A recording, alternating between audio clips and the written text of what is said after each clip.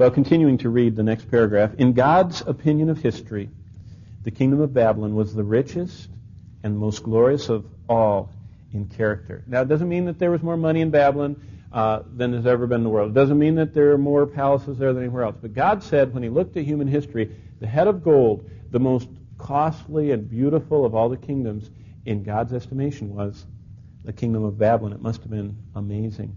Babylon was the head of gold in the image God revealed to Nebuchadnezzar. By the way, he went down and conquered the Egyptians, wiped them out, and looted them. Where do you think all this stuff went out of the pyramids? You don't think that normal people got it. Nebuchadnezzar ransacked Egypt, and the gold of the pharaohs he dragged off, and that's where a lot of his gold came from, and a lot of other places. He basically ransacked everybody.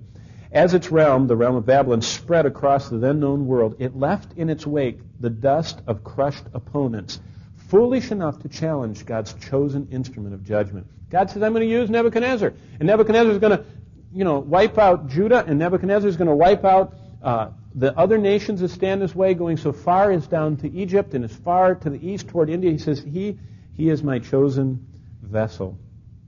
To the helm of that incredible empire rose an incredible young man of God named Daniel. Have you ever considered what it must have been like to have been Daniel, the prime minister of the greatest empire in the world of its day?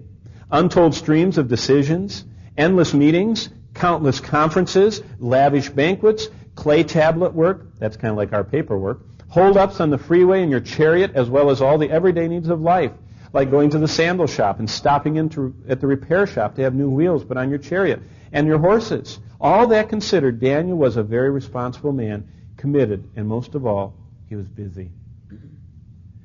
If anybody in the Bible is busy, although I don't like that word, Daniel was a busy man. How did he cope with life at the top? He knelt on his knees 3 times a day and prayed and gave thanks to his God.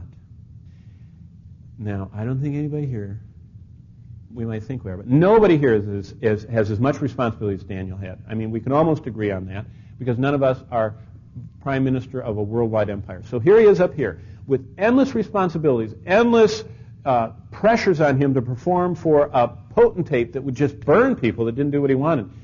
And yet he had time to begin, put a pole up in the middle of, and conclude his day in prayer 3 times a day. And it wasn't just a quick one over his bagel. Oh, thank the Lord, please help me today. He stopped everything and went home.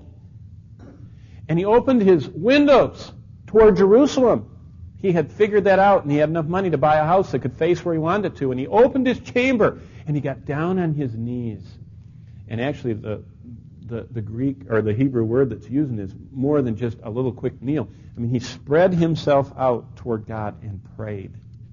In fact, it isn't even the word pray. It's the word of prostrating toward and prostrating his whole body and showing his utter submission to God. That's the word that's used. It doesn't even say pray. It says he just did that toward God. And that's amazing that he did that always. And in the midst of his cabinet position in a worldwide empire, with all the pressures that came with that position, Daniel faithfully prayed. Not just at a meal. No, he found time to stop it all and go to a quiet, private chamber and kneel and enter into the presence of God. And the word is used outside of the Bible for when someone came before an oriental despotic potentate. And can you imagine how you'd come if heads were rolling around? You'd kind of come like this, I'm not challenging you at all, King. I'm just coming, doing your bidding. And that's now for us, we consider that sniveling, and weak. But that's how he, who was beloved of God, approached God. Now, we're supposed to come boldly. We're supposed to come aware of our frailty and our sinfulness and our utter unworthiness apart from Christ. And Daniel portrays that. Well, who was he? He was a Jewish youth. He was probably about 16 when he was taken away into captivity in the year 605 BC. He was followed, as we learned last week, by Ezekiel, who was taken captive in 598. Ezekiel talks about Daniel 3 times in his book, in chapter 14 twice, and chapter 28 once, about the year 572. At that time, Daniel was about 50 years old when Ezekiel talked about him. He had been there for about 34 years as a captive, and he had about 39 more years he served there. Daniel was most likely born into a royal family. When was he? He was born in 625, the same year that the Babylonian Empire was born, as Nebuchadnezzar's dad conquered the area of Mesopotamia. He was a young man when Assyria, as in Nineveh, as in Jonah and the great fish, fell. Remember, Jonah went there. We're going to see in a few weeks when we go through Jonah. And Jonah preached, and there was a citywide revival in Nineveh. That revival lasted 100 years.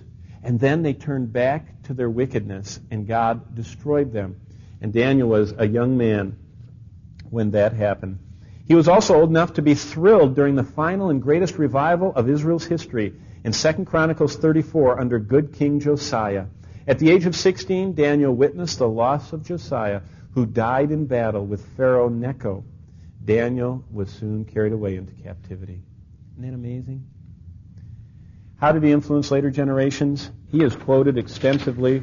Obviously, our Lord Jesus knew a lot about him. Christ quotes from the book of Daniel in chapter 24, verse 15, chapter 11, verse 31, 12, 11. All those verses in Daniel are quoted by Christ in his Sermon on the Mount, on the Mount of Olives, his Olivet Discourse, as he's up on the Mount of Olives and looking at Jerusalem across the valley.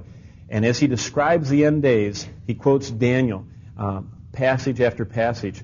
Also, Paul and Peter and the writer of Hebrews quote Daniel. Paul quotes him in 1 Corinthians 6:2 and in 2 Thessalonians 2:3. The writer of Hebrews quotes him in Hebrews 11. Peter quotes him in 1 Peter 1:10. And of course, John the Apostle often uses Daniel's words in the book of the Revelation.